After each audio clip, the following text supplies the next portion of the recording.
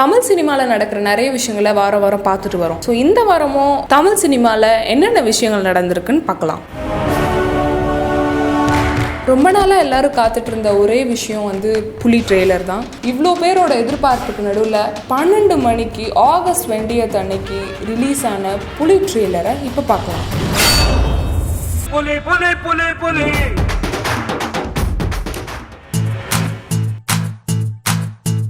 Last week release ஆன படங்களில் ரொம்ப ஃபன்னியாக அமைஞ்ச படம்னு பார்த்தீங்கன்னா விஎஸ்ஓபி. இந்த படத்தில் நடித்த ஆர்யாவும் இந்த படத்தோட டேரக்டர் ராஜேஷும் பிஹைண்ட் மிட்ஸ்க்கு கொடுத்த எக்ஸ்க்ளூசிவ் இன்டர்வியூவில் இதை விட ஃபன்னியாக இருக்கவே முடியாது. ஸோ இந்த இன்டர்வியூவில் நடந்த சில சுவாரஸ்யமான விஷயங்களை பார்க்கலாம். என்னம்மா இப்படி கேட்டீங்க?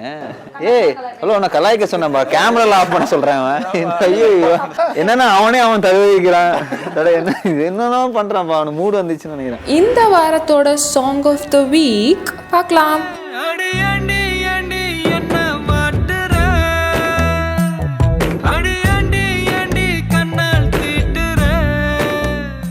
சூப்பர் ஸ்டார் ரஜினிகாந்த் மெட்ராஸ் ரஞ்சித் படத்தில் நடிக்கிறது எல்லாருக்கும் தெரிஞ்ச விஷயம். இதில் ஒரு மிகப்பெரிய நியூஸ் என்னன்னா, இந்த படத்தோட பேரு கபாலி. 10ன்றதுக்குள்ள டீசர் லான்ச்ல விக்ரம் சமந்தாவை கலாய்க்கிறதும் சமந்தா விக்ரம கலாய்க்கிறதும் ஒரு ஃபன்னி சாட்டா இருந்தது. ரொம்ப ஃபீல் பண்ணி இந்த படம் ரொம்ப எனக்கு பிசிக்கல் எக்ஸாஷன், மென்டல் எக்ஸாஷன். பாருங்க, இதுல வந்து இந்த படத்துல 3 பாட்டு இருக்குங்க, 4 பாட்டு. அதுல 3 பாட்டு இவங்க மட்டும் தான் சோலோ. அந்த அது தவிர அவங்களுக்கு வந்து சீன்ஸ் கிடையாது. கொஞ்சம் 2-3 அந்த சீன், 3 அதான் பிசிக்கல் எக்ஸாஷன். மென்டல் எக்ஸாஷன் வந்து இவங்க 2 பேரும் சமாளிக்கிறது, அது மென்டல் எக்ஸாஷன்.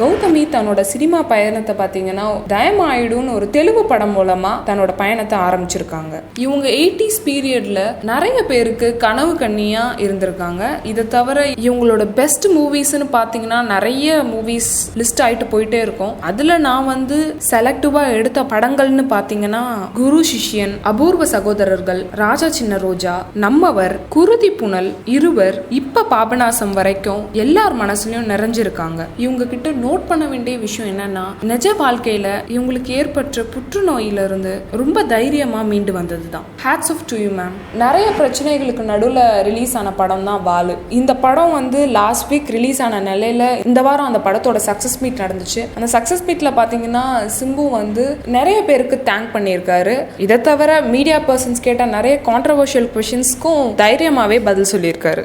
பட் என்னை பொறுத்த வரைக்கும் இந்த அணி அந்த அணின்றதுலாம் மேட்ரு கிடையாது. நான் சொன்ன மாதிரி நான் அன்னையிலேருந்தே வந்து விஜயகாந்த் சார் இருந்த டைம்லேருந்தே நான் கமிட்டியில் இருந்திருக்கேன் நான். அண்ட் எனக்கு தெரியும் அவங்க எவ்வளோ கஷ்டப்படுறாங்க, என்னெல்லாம் ப்ராப்ளம்ஸ் கோத்ரூ பண்ணிகிட்டு இருக்காங்கன்றது எனக்கு தெரியும். ஸோ அதனால நான் director Sarath sir and Radharavi அவங்க இருக்கிற அணியில் தான் நான். பிஹைண்ட் விட்ஸோட second Behindwoods gold medals award செரிமனியில் விஜய்க்கு 2 அவார்டு கிடைச்சிது. இந்த 2 அவார்டையும் அவங்க அப்பாவான எஸ்ஏசி சார் வாங்கும்போது ஒரு எமோஷ்னலான ஸ்பீச் கொடுத்தாரு. அதை இப்போ பார்க்கலாம். அவர் பிறந்த உடனே 2 கையிலையும் தூக்கி வச்சிருந்தேன்ல, அது மாதிரி இந்த 2 விருதுகளையும் இப்போ நான் 2 கையில் தூக்கி வச்சிருந்தப்போ எனக்கு அந்த ஞாபகம் வந்தது. இதை விட ஒரு தகப்பனுக்கு என்ன வேணும்?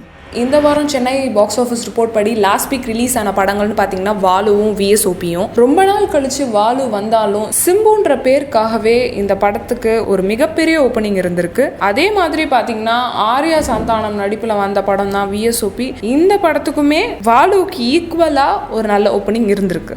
இந்த வாரம் பெரிய ரிலீசஸ் இல்லாததுனால நெக்ஸ்ட் வீக் பாக்ஸ் ஆஃபீஸ் ரிப்போர்ட்ல மாற்றங்கள் இருக்கலாம்.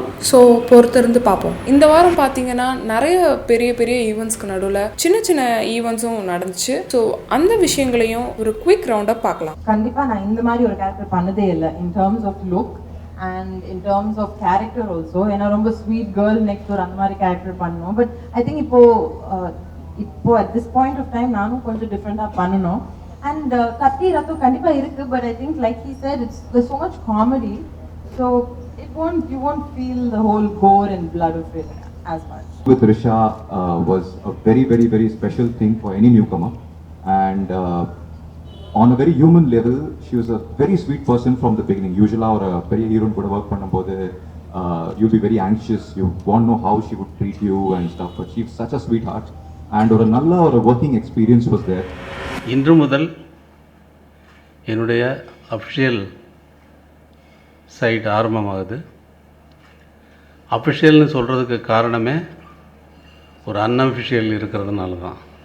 இல்லைன்னா என்னுடைய சைட் ஆரம்பமாகுதுன்னு சொல்லலாம் இல்லையா, என்னுடைய சேனல் ஆரம்பமாகுது அப்படிங்கிறது சொல்லலாம்.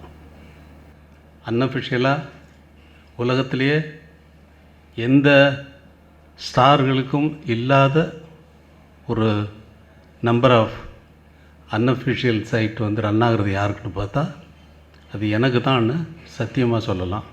அதையெல்லாம் விட்டு இன்று முதல் ஆரம்பமாகும் என்னுடைய அஃபிஷியல் சேனலுக்கு வந்துவிட வேண்டும் என்று கேட்டுக்கொள்கிறேன். இந்த வாரம் தமிழ் சினிமாவில் நிறைய விஷயங்களை பார்த்துருப்பீங்க, தெரிஞ்சிருப்பீங்க. ஸோ இதே மாதிரி நிறைய விஷயங்கள் தெரிஞ்சுக்க தமிழ் சினிமா அது ஸ்பீக் பாருங்க. ப்ளஸ் கீழே இருக்க சப்ஸ்கிரைப் பட்டன் அமுத்துனீங்கன்னா இந்த மாதிரி நிறைய விஷயங்களை தெரிஞ்சுக்க முடியும். உங்களுக்கு நோட்டிஃபிகேஷன்ஸ் வரும். So please subscribe to behind words.